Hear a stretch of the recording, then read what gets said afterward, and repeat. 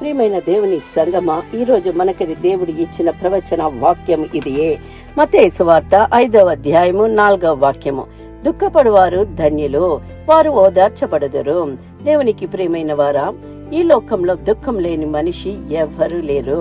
కొందరు శరీర బాధలలో దుఃఖపడుతూ ఉంటారు, మరికొందరు కుటుంబ సమస్యలతో, మరికొందరు మనసులోని గాయాలతో. కానీ యేసు ప్రభువు ఇక్కడ మనకి ఒక ఆశా జ్ఞానం అన్న మాట చెబుతున్నారు. దుఃఖపడవారు ధన్యులు, ఎందుకంటే వారి దుఃఖము దేవుని దృష్టికి కనిపిస్తుంది. వారి కన్నీళ్లు దేవునికి విలువైనవి, మరియు వారిని దేవుడే ఓదార్చేవాడు. ఈ వాక్యం కేవలం లోక దుఃఖం గురించి మాత్రమే కాదు, పాపం వలన విరిగిన హృదయము వలన దేవుని కోసం కన్నీళ్లు కార్చేవారు కూడా ఇందులో ఉన్నారు. మనము మన దుఃఖంలో ఒంటరి వాళ్ళమని అనిపించవచ్చు, కానీ దేవుడు చెబుతున్నారు, నేను నీతో ఉన్నాను. దుఃఖం మనల్ని కూలదోసేందుకు కాదు, చాలా సార్లు అది దేవుని దగ్గరికి తీసుకుని వెళ్ళడానికి ఉపయోగపడుతుంది.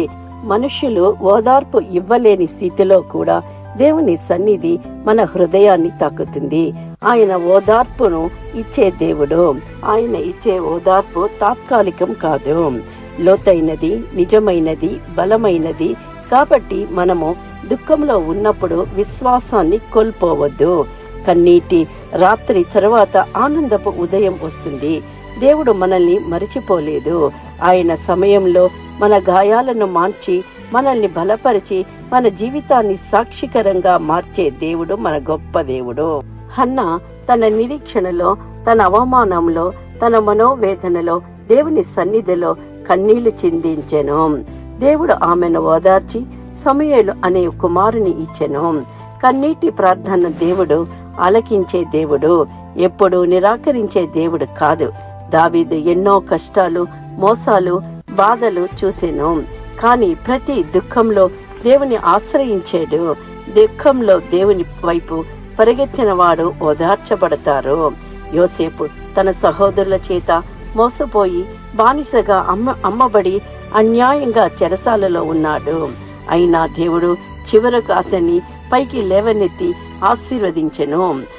ఈ రోజు దుఃఖం ఉన్న చోట రేపు దేవుని మహిమ కనబడుతుంది. మార్తా మరియు మరియా ఇరువురును చనిపోయిన తన సహోదరుడు కొరకు తీవ్రమైన దుఃఖంలో ఉన్నారు. యేసు వారి బాధను చూసి వారితో కలిసి విలపించారు. తరువాత అద్భుతం చేశారు. మన దుఃఖాన్ని యేసు అర్థం చేసుకునే దేవుడు, మనతో పాటు నిలిచే దేవుడు. యోబు తన జీవితంలో గొప్ప నష్టాన్ని అనుభవించినప్పుడు దేవుడు ఆయనతో ఉండి ఆయనకి రెట్టంతన ఆశీర్వాదములనిచ్చి ఆశీర్వదించి ఘనపరిచెను.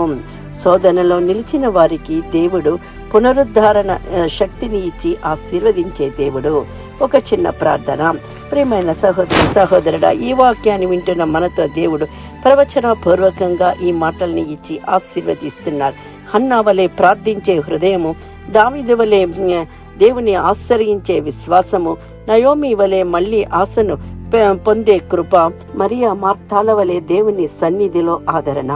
ప్రతి ఒక్కరము ఈ వాక్యాన్ని మనకని స్వతంత్రించుకుందాము, ఆశీర్వదింపబడదాము. ఆమేన్. Please like, subscribe and comment. Thank you.